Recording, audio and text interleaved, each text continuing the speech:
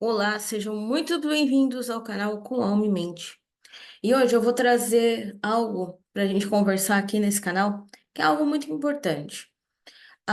Vamos falar sobre harmonia familiar e como aplicar estratégias na gestão de conflitos para manter essa harmonia familiar. A harmonia familiar é uma busca de muitas pessoas, né? O que a gente mais quer é estar em paz, é estar harmonizado. E eu digo harmonizado porque quando a gente fala em harmonia, ao invés de equilíbrio, equilíbrio é como se todas as áreas estivessem andando no mesmo ritmo. E a gente sabe que isso não acontece, né? A nossa vida ela tem altos e baixos, ela tem questões a serem olhadas em determinados momentos, então isso vai ter que ser é, avaliado ao longo da nossa jornada. Olhando para isso, você vai e aí, olhando para os desafios do momento, quando seu filho é criança, você tem um tipo de desafio. Quando ele cresce, você passa a ter outros tipos de desafio. E você pode ter desafios na vida adulta, que serão desafios diferentes, porém, com uma raiz lá na forma como você organizou essa relação com os seus familiares, com os seus filhos. E lembrando outro detalhe: o que é uma família? A família não é. Você casou, formou você e seu marido, tiveram filhos, essa é a sua família. Seu pai, sua mãe, seus irmãos, eles não são mais sua família. Eles fazem parte como parentes. Agora, a sua família é o seu núcleo familiar. O que a gente costuma errar muitas vezes, né? Então, a gente olha para toda a família. Então, a gente sabe que existem conflitos. Quando você vive com seus pais, você tem lá seu pai, sua mãe, você vive com seus irmãos, aquele é seu núcleo familiar. Uma vez que você deixou esse núcleo familiar, você criou outro núcleo familiar. Essa é a sua família. Então, olhando, já começando a olhar por aí, já começa a mudar o conceito. A gente não pode permitir que elementos externos à nossa família sejam responsáveis por problemas dentro da nossa família. Então, isso vai ter que ser administrado também. E como é que a gente faz isso? Um ponto importante é você olhar para isso com objetividade e clareza. E como você faz para olhar com objetividade? É, olhar para as emoções envolvidas naquela situação. Então, a gente tem quais são as questões envolvidas? Você pode ter é, conflitos que você carrega da sua antiga família, que você traz e se manifesta nessa família. E isso vai fazer com que você repita ações. E aí, eu não quero olhar para isso. Eu sei, eu vou fazer tudo diferente. Já começa um problema, porque você vai fazer diferente baseado naquilo que você viveu. E às vezes a gente precisa olhar para isso com mais clareza, entender o que nós sentimos e aí sair dessa emoção para conseguir tomar melhores decisões. Então, isso porque os resultados vão ser catastróficos, né? Normalmente você age com uma emoção que não convém naquele momento, muita raiva, muita irritação. E essas emoções, elas são necessárias para uma tomada de atitude, mas elas não podem, orquestrar a tomada de atitude. Elas precisam existir, mas você tem que trazer sabedoria, você tem que trazer, a sua calma, a sua paciência, para que você consiga, administrar melhor tudo isso. E aí existem diversos motivos que podem gerar esses conflitos, né? E qual a diferença de conflito e confronto? Eles vão coexistir. O conflito é um motivo pelo qual a gente diverge e é uma grande divergência, e a gente não quer falar sobre isso, a gente cria um monte de conflito. E nesse conflito vão existir muitos confrontos. Quando você não olha para as suas emoções, você não consegue filtrar, entender isso, você continua tendo ações que são descabidas dentro do que você quer de resultado. Então, você quer que um filho te obedeça, você quer, mudar uma pessoa que vive com você, isso não é possível. O que é possível? Influenciar essa pessoa. A influência ela precisa ser conduzida com maestria. A influência, ela não pode ser simplesmente, não é uma ordem, não é uma palavra, não é, são ações que a pessoa vai observar e vai fazer com que isso se torne real na vida dela. E quais são as principais causas dos conflitos? Existem inúmeras, vocês podem me dar algumas, mas eu vou trazer algumas aqui que são muito importantes, que eu quero falar neste momento com vocês, que são a comunicação, a falha na comunicação, aquilo que eu digo muitas vezes não condiz com a forma como eu digo, as crenças. Então, eu comunico crenças sem olhar o outro. A falta de se importar de verdade com o outro. Eu não estou ouvindo o que o outro diz.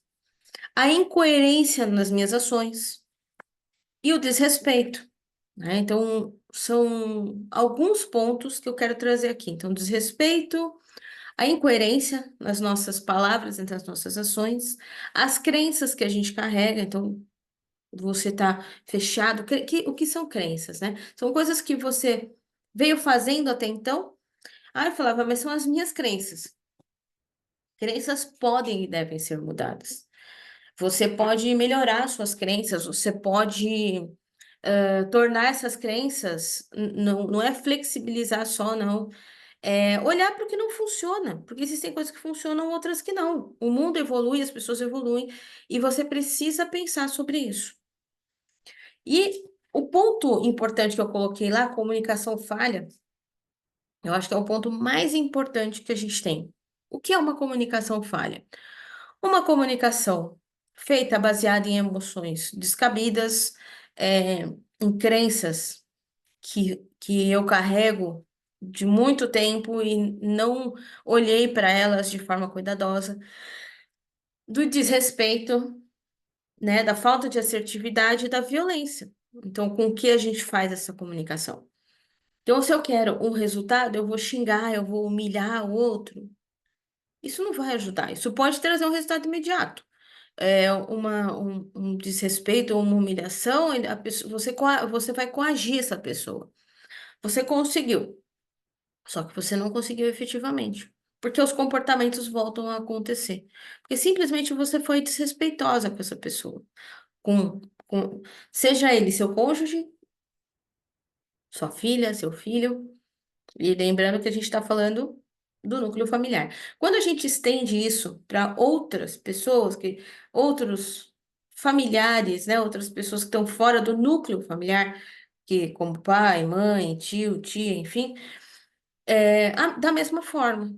Então, claro, quando você está falando do seu núcleo familiar de filhos, você precisa resolver conflitos.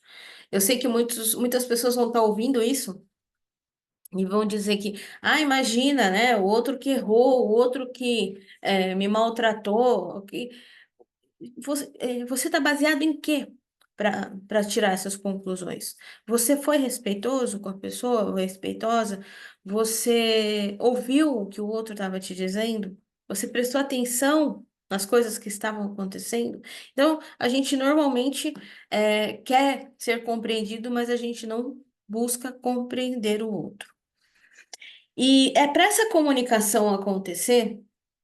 O primeiro ponto é você entender que alguma coisa precisa ser mudada. Se as coisas não estão funcionando, eu falo por experiência própria. Ao longo desses últimos anos, desde 2019, desde 2017, eu venho enfrentando problemas com drogas, comportamentos inadequados, e a depressão com meu filho e a depressão da minha filha. Foi necessário, muitas vezes, olhar para as coisas que eu estava fazendo. Então, eu tinha um conceito para mim, que eu mando. Eu fui entendendo que eu não mando nada. Se eu não ouvir o outro e não buscar um diálogo respeitoso, eu não vou conseguir nenhum resultado. Aliás, os resultados pioram, e pioram bastante. E podem piorar também, mesmo quando você tem uma comunicação respeitosa, porque outro detalhe, você não tem controle sobre as ações do outro. Então, mesmo que você se torne respeitosa, tenha uma boa comunicação, você pode ter problemas. O que muda nesse caminho? Você buscou a sua mudança, você buscou a mudança no olhar. E aí você reage diferente. E os seus resultados, consequentemente, serão diferentes. Percebe que é sutil essa diferença do que você vai fazer? E, Flávio, o que você fez? Num primeiro momento, eu percebi, aquilo me afetou emocionalmente, então vamos falar da emoção que a gente falou lá na frente. Emocionalmente eu estava afetada, emocionalmente eu estava é, doente, tá? Eu vou usar esse termo doente porque, eu estava fragilizado, eu estava. A gente se traz sempre para um lugar de vítima, né? Eu sou vítima. Nós não somos vítimas, a gente construiu essa situação. E aí daí a gente leva um susto. Eu construí essa situação? Sim. Quem é que construiu essa família até agora? Ah, não, mas é a sociedade. Sim, existem influências sociais na nossa família. Porém, quem construiu essa narrativa fomos nós. Assumir a sua autorresponsabilidade já é o primeiro passo. Então, qual é o ponto que eu posso começar para mudar? Porque não existe mudança sem o meu comprometimento e sem a minha autorresponsabilidade. E aí a gente começa a exercitar. Poxa, se faz parte de mim, se sou eu que sou parte do problema, como é que eu posso ajudar na solução desse problema? Vamos lá. Comunicação mais eficaz. Como é que eu torno a minha comunicação mais eficaz? A nossa comunicação tem que nos levar a evitar conflitos. E não porque eu não quero bater de frente, às vezes você vai precisar gerar uma crise. Mas gerar uma crise normalmente não precisa ser um conflito, um confronto. Ah, eu vou bater de frente. Muitas vezes você lava a roupa do seu filho, você faz comida para todo mundo, você passa a roupa dele, você reclama que, ai, tá vendo, eu lavei sua roupa e você está agindo de forma a ser uma vítima daquela situação. E você está criando essa situação. Não é o outro que está criando essa situação. É você, porque você está dando oportunidade. Deixa que ele lave a roupa. Ah, mas ele não lava do jeito que eu lavo. Ah, mas ele vai desperdiçar sabão. Problema dele. Compra um sabão mais barato e deixa esse sabão mais barato lá. Ele vai lavar roupa com o sabão mais barato. Ah, mas vai aumentar a conta de água. Aí você pode arrumar todas as desculpas para não tomar uma ação que é necessária da sua parte. Mas enquanto você estiver arrumando desculpa, lembra que não vai existir solução. Tá? A gente está falando aqui de busca da solução para viver uma vida mais harmoniosa. Isso também não quer dizer que o problema vai deixar de acontecer, porque você não tem controle sobre as ações do outro. Mas óbvio que a sua influência vai gerar mudanças no comportamento do outro. Outra coisa que eu busquei, grupo de apoio. Eu fui em busca do amor exigente. Fui para o grupo de apoio porque não entendia direito por que que eu precisava de grupo de apoio. Mas depois eu entendi que o poder do grupo e das partilhas, quando meu coração pode trazer para fora aquilo que eu estou sentindo, isso traz cura. Isso traz cura porque outras pessoas compartilham as suas realidades comigo e eu consigo chegar às minhas conclusões e tomar melhores decisões. Eu aumento o meu repertório, tá? Empatia e compreensão. A importância de ouvir atentamente o ponto de vista do outro. Isso para mim foi bem difícil também. Porque tem um ponto que nós como pais, né? Nós somos os donos da verdade. E eu vou falar do ponto da mãe solo. É, donos da verdade e somos os mártires, né? Porque estamos carregando tudo sozinhos. Tá certo, estamos carregando tudo sozinho. Só que, se eu me curvo diante de uma dificuldade e entendo que eu estou impotente naquele momento e busco ajuda, eu me ponho frágil e vulnerável, mas eu consigo buscar por ajuda. E essa ajuda me fortalece. Ao mesmo tempo que parece, né, um contraponto, uma fraqueza, não é uma fraqueza, é uma força.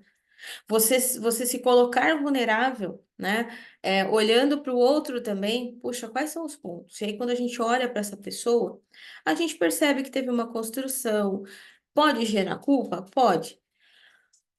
Pode trazer à tona coisas que você não quer lidar no momento, mas vai ser necessário. Sem lidar com essas coisas, não vai ser possível construir uma nova história ou uma nova realidade. Uma família harmoniosa não é um milagre divino. Uma família harmoniosa é um trabalho de um grupo. trabalho dos familiares. Talvez um comece esse trabalho e envolva os outros nesse trabalho.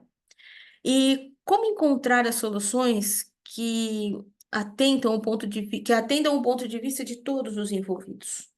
Bom, atender todos os envolvidos é um desafio gigantesco, né? Muitas vezes a gente não vai conseguir que todo mundo fique feliz nessa trajetória.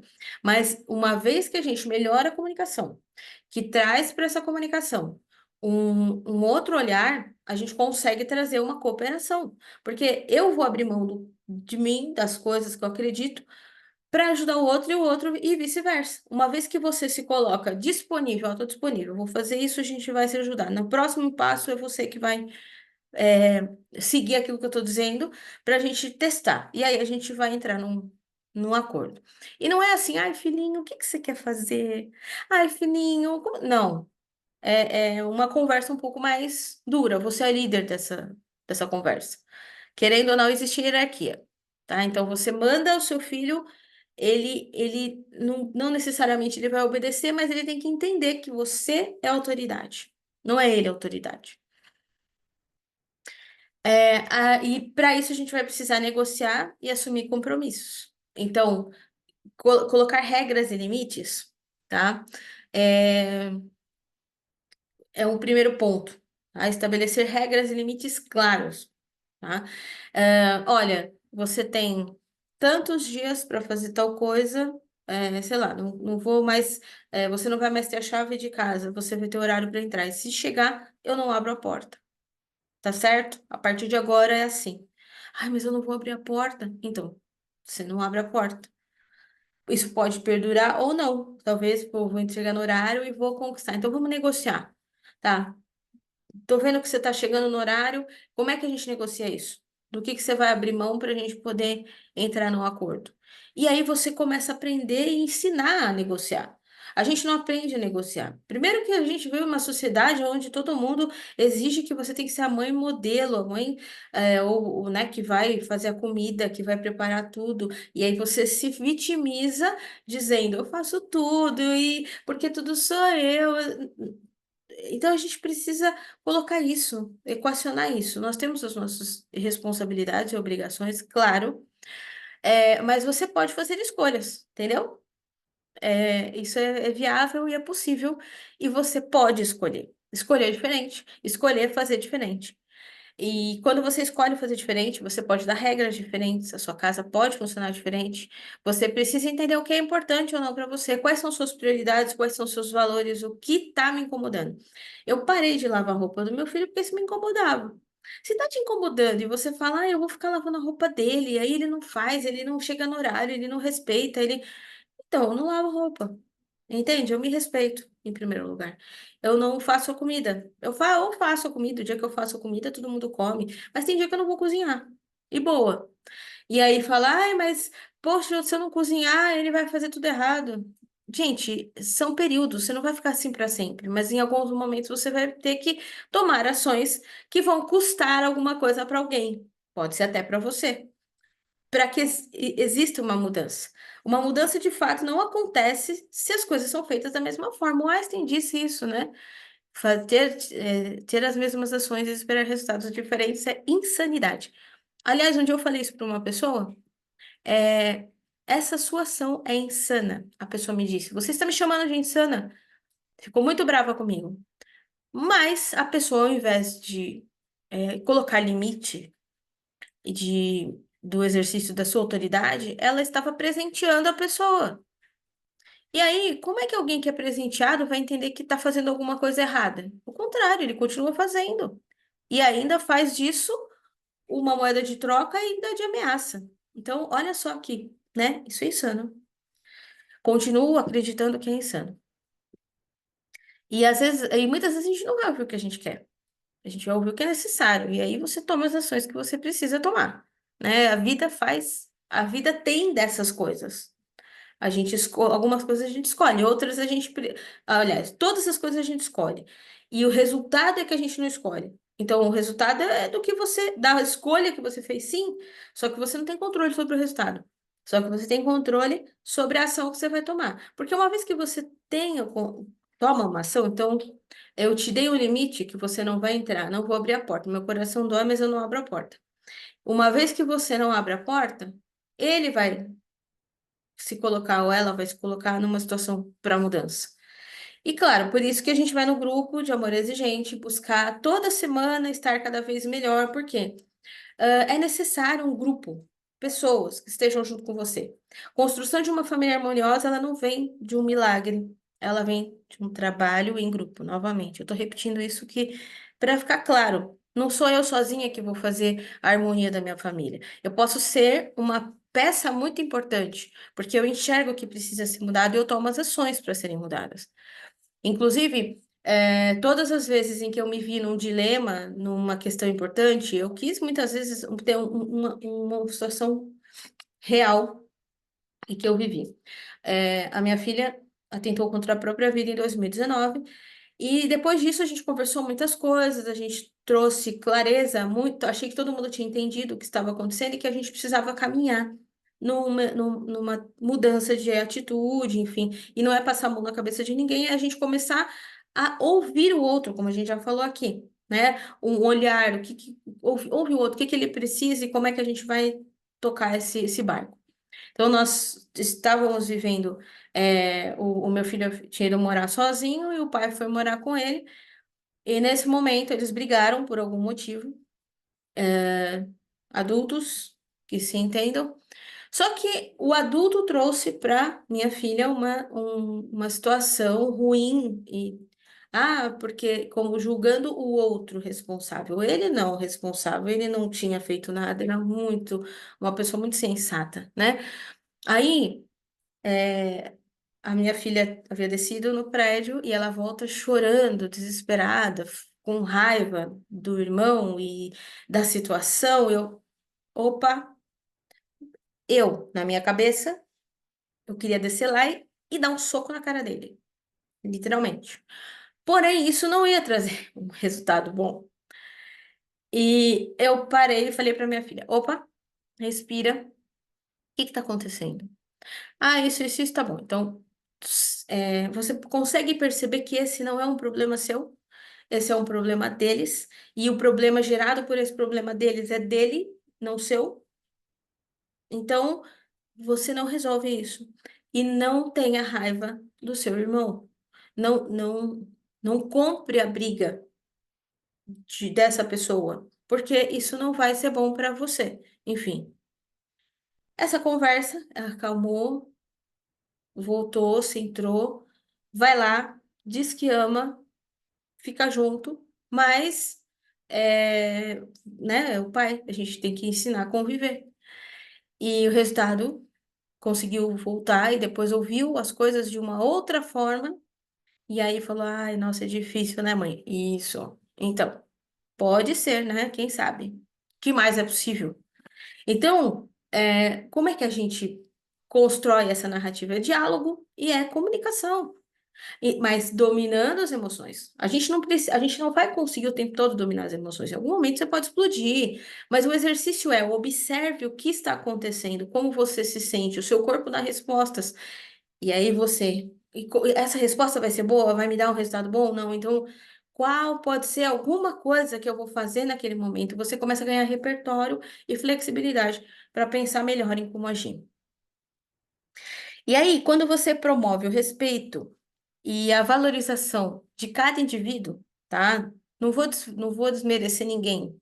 Eu vou olhar para a atitude. Você não desmerece a pessoa, você desmerece a atitude, né? Aliás, você pontua a atitude, né? Nem desmerece, porque, né, tem que considerar, não tem que desmerecer, você tem que considerar. Então, considera a atitude, mas não precisa julgar aquela pessoa, rotular aquela pessoa por uma ação. Tá? Por mais que você diga assim, mas a pessoa é sempre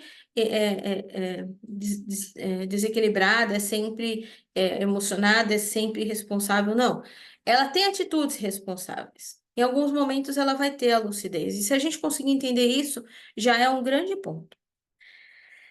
Envolver todos os membros nessa solução. Então, quando você busca uma solução, você tem que trazer outras pessoas junto, e não como responsabilidade, não como culpados, mas como me ajuda a pensar.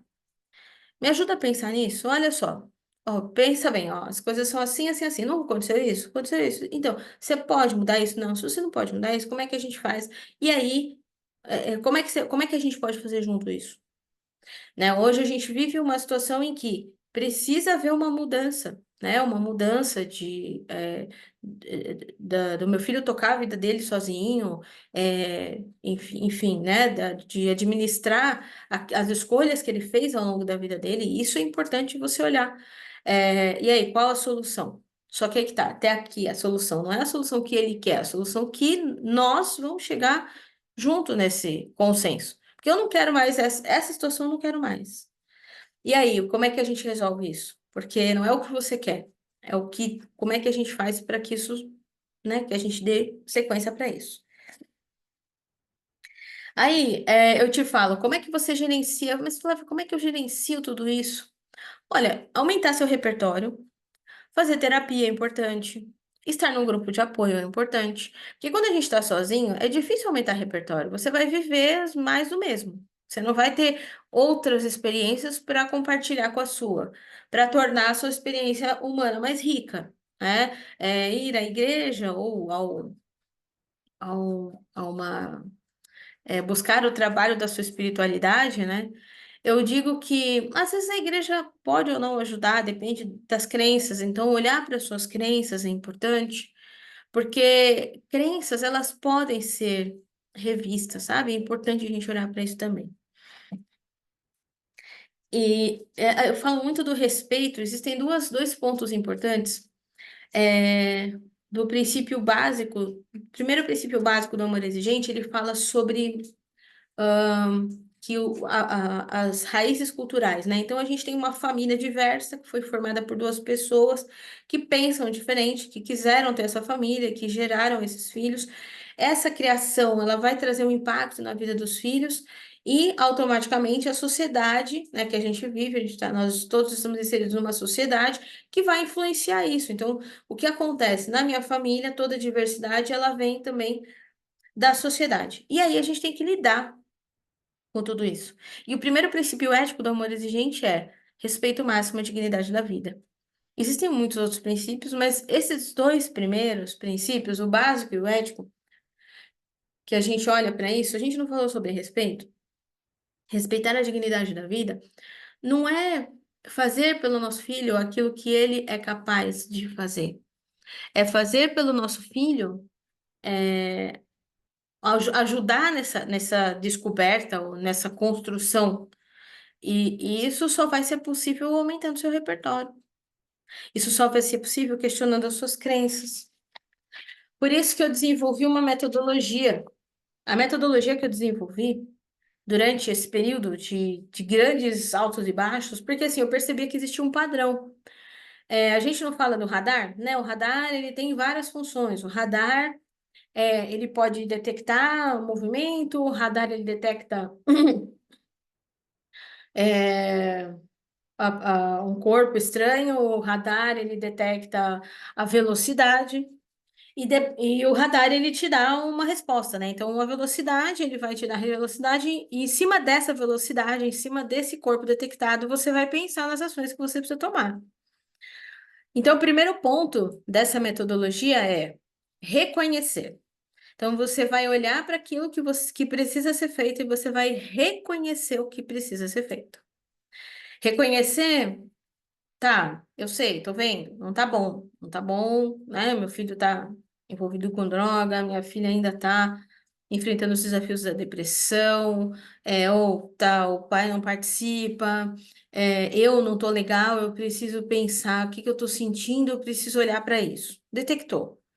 Tá. Segundo ponto importante, admitir. Eu reconheci que não tá bom, mas eu vou admitir que eu preciso mudar? O que que eu posso mudar? Ah, eu quero mudar meu filho. É difícil. Eu vou mudar a minha filha. É difícil. Eu vou mudar o meu ex. Você quer mudar o que está fora. Primeiro ponto, admitir o que está dentro que precisa ser mudado. Qual é a ação que eu vou mudar primeiro?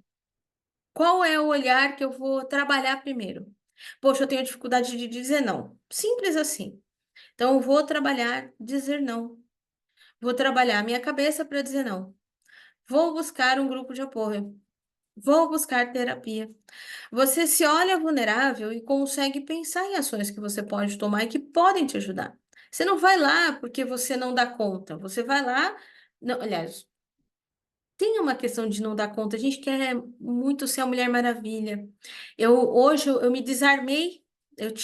Eu lembro que eu tinha essa sensação comigo, que eu tinha uma armadura. Então eu lembro disso muito nitidamente. Eu andando na rua com a armadura, o escudo e uma espada.